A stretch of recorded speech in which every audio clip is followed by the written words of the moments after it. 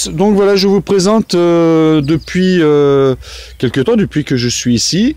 Voilà, donc je me suis dit, voilà, il me faut à tout prix un endroit pour faire ma réserve d'eau. Donc une vieille baignoire, je remplis ensuite des seaux. Voilà, j'essaye de maintenir une quantité d'eau pour arroser mon potager.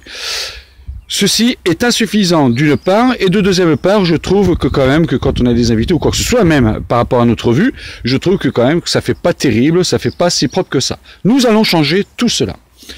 Donc vous vous rappelez tous la construction de ce petit chalet qui n'est pas fini car vous n'avez pas encore visité l'intérieur. Cela se fera sur une autre vidéo. Je vais voir simplement le stock de palettes qu'il me reste actuellement. Voilà, ce sont des palettes rectangulaires, donc non des palettes style Europe comme celui-ci, auquel que je n'utiliserai pas pour la réserve d'eau parce que ici c'est du compact et ça pourrit très très vite. Voilà, au niveau des cubes que vous voyez ici. Donc ça, ce n'est pas de la bonne palette. Alors donc on utilise donc comme d'habitude des palettes en pin et non comme les bois de ce qu'on appelle les du bois de cagette, hein, donc qui n'est pas viable pour faire des constructions. Donc nous allons utiliser ceci ainsi que tous les panneaux que vous voyez derrière, auxquels il va falloir encore déclouer. J'en ai déjà décloué un bon paquet, donc vous voyez un peu quand même l'épaisseur, c'est assez épais, donc très solide. Ensuite donc vous voyez les panneaux que je viens de vous faire voir qui sont juste derrière. Voilà, auquel que j'en ai plus d'une dizaine. C'est pareil, on va démonter tout ça, on va récupérer toutes les planches, on va faire sauter, comme vous pouvez le voir ici, les clous. Voilà, donc toujours à la meule, ça sert à rien de déclouer parce que vous voyez donc les quelques fissures, auxquelles que si vous tapez dessus pour déclouer, automatiquement ça va se fissurer beaucoup plus et ça ne sera pas récupérable. Donc on coupe comme cela. Voilà. Donc ainsi de suite, donc nous allons fabriquer une réserve d'eau. Voilà les amis, donc pour l'instant, donc fallait réfléchir exactement comment faire donc une réserve d'eau. Alors j'ai pris comme vous avez vu, j'ai détalé les étagères que j'avais de petites palettes comme celle-ci, parce que faut réfléchir par rapport à la quantité de bois que je viens de rentrer. Et voilà, je pense que là ça peut faire déjà, vu une profondeur, une belle réserve d'eau de cette grandeur là. Alors comme vous pouvez le voir, hein, c'est juste posé, c'est juste pour voir. Voilà. Alors maintenant, ce que nous allons faire, nous allons remplir l'intérieur des palettes comme ici, comme vous pouvez le voir ici. On va remplir, on va remettre une planche là au milieu sur les 4 palettes qui sont ici présents. Allez, on attaque. Alors là j'ai fait donc 2 panneaux déjà, vous voyez comme ils sont pleins. Il faut savoir que ça c'est l'intérieur, hein, l'intérieur donc de la réserve d'eau. Alors vu l'extérieur comment ça se passe ainsi comme ça. Voilà. C'est-à-dire j'ai enlevé donc les blocs en bois que vous voyez ici. Je les ai enlevés donc sur les 2 rangées, celle du haut, celle du milieu, celle du bas, je les laisse. Voilà, donc en plus j'en profite, il faut savoir que les clous sont beaucoup plus longs que celles que les planches qu'il y a entre les palettes. Donc de fait je vais pas les couper quoi que ce soit parce que ça maintient encore beaucoup plus, donc je les teins. Voilà, et ensuite comme vous pouvez le voir, bon ça fait comme une virgule, hop, voilà, au moins ça consolide mieux. Voilà pour l'instant, donc comme vous pouvez le voir, il me reste encore ces 2-là à faire. Voilà comment ça se présente actuellement. Allez, on continue. Alors, voici les amis, donc mes 4 panneaux, comme vous pouvez le voir, ils sont prêts. Voilà, alors 4 panneaux qui sont prêts pour la fameuse réserve d'eau. Alors donc là nous allons attaquer. Alors dans mes récupérations de palettes, j'ai récupéré ce genre de cadre en bois.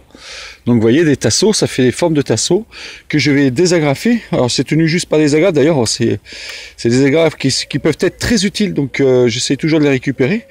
Voilà, donc on va récupérer les tasseaux là-dessus que nous allons installer sur les panneaux qui sont ici. Voilà, donc nous allons mettre un tasseau ici à l'intérieur, hein, comme je vous ai dit tout à l'heure, c'est l'intérieur donc de la réserve d'eau. On va mettre un tasseau ici qu'on va fixer. Celui-ci viendra sur le côté, le deuxième panneau viendra sur le côté. Ça, ce sont des fixations, on va dire, fixations en attente. Hein. C'est juste pour poser le cadre, voilà, le cube, quoi, si on peut dire, sur l'emplacement que vous avez vu au début de la vidéo, à la place de la baignoire. Voilà, allez hop, on attaque et à tout à l'heure.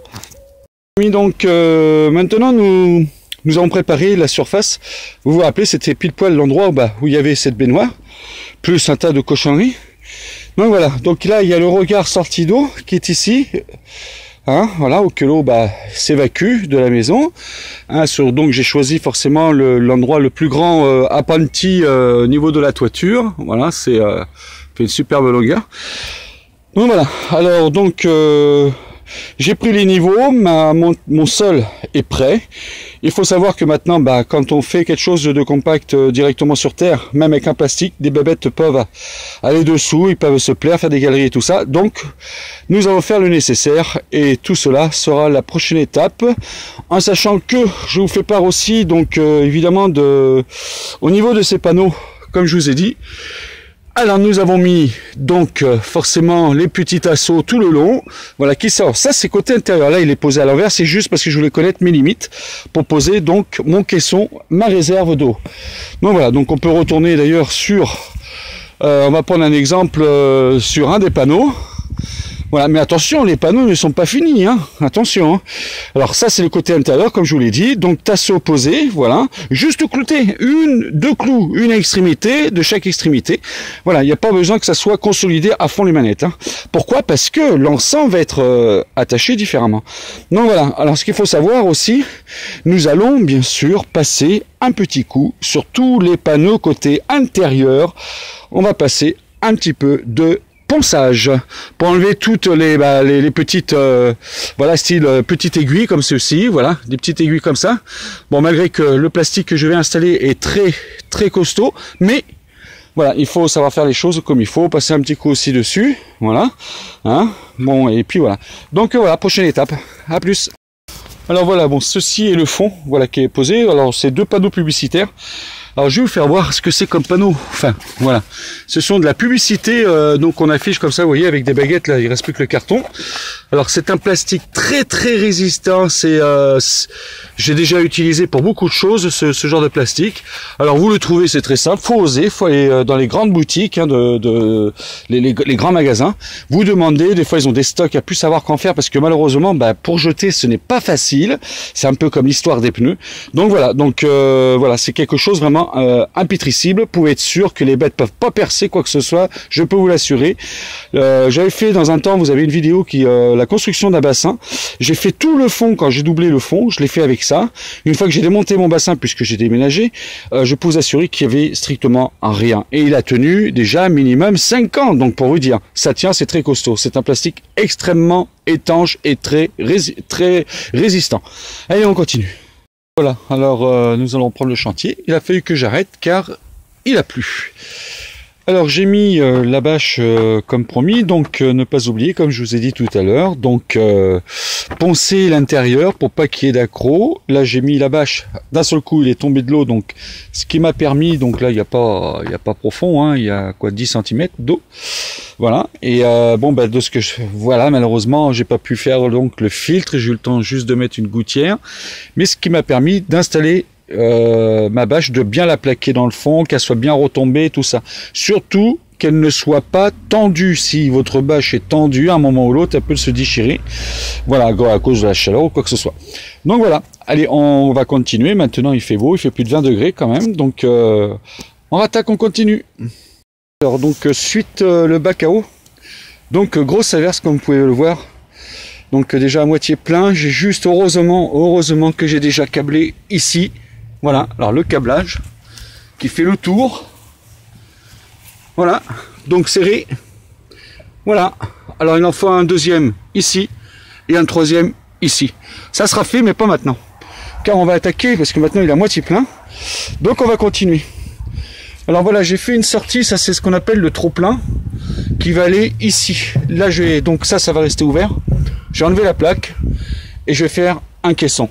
Voilà, ça c'est le prochain boulot. Et je vais fermer le bac à moitié avec une trappe, une ouverture. Allez, on attaque. Alors là, nous l'avons coloré. D'ailleurs, il y a une cale pour tenir. Alors, c'est très simple. Hein. Donc, la partie arrière est fixée. Hein, ça a été fixé donc de part et d'autre. Juste clouté. Voilà, c'est largement suffisant. Ça maintient, ça renforce un peu plus.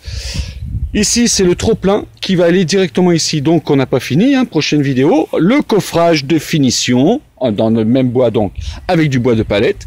On fait la petite visite. Donc là, il est ouvert, comme vous pouvez le voir, parce qu'il est en train de sécher. Voilà.